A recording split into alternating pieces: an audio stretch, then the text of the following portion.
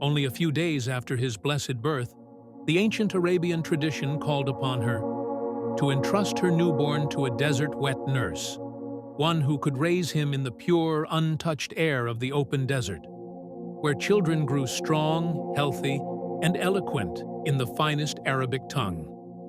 Among the tribes that arrived to Makkah seeking infants to nurse was the Banu Sa'd, a proud yet poor clan, living in the dry vastness of the desert.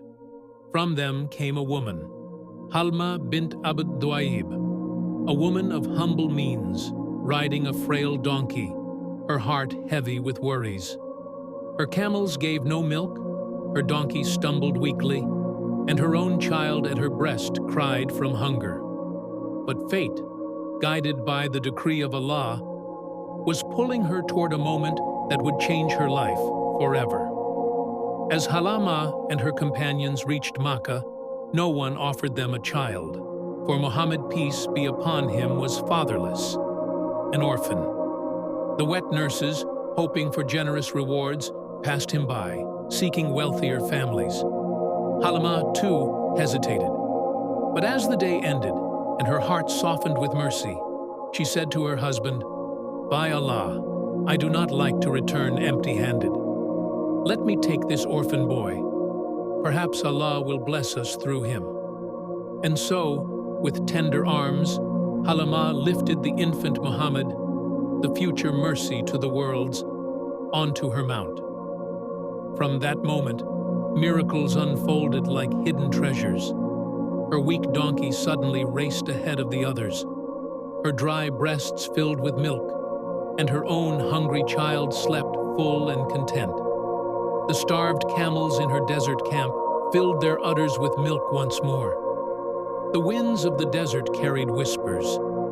Halama's house has been blessed. Her people marveled. Feed your animals where Halma feeds hers. Yet none knew that it was not the land that had changed, but the arrival of Muhammad, peace be upon him, that had brought life back to the barren world around them. Years passed.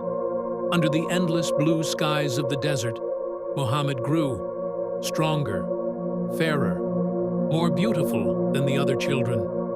He spoke with clarity, walked with purpose, and was gentle yet noble beyond his young years. One day, while he was playing with his foster brothers in the open sands, something astonishing occurred. Two strange men, cloaked in brilliant white, descended from the sky. They seized the boy Muhammad, laid him gently on the ground, and with a grace not of this world, opened his chest.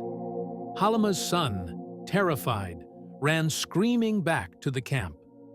Halama and her husband rushed to find Muhammad, peace be upon him, only to see him standing pale but unharmed. When asked, the young Muhammad said calmly, "Two men came, opened my chest, took out something, and purified it.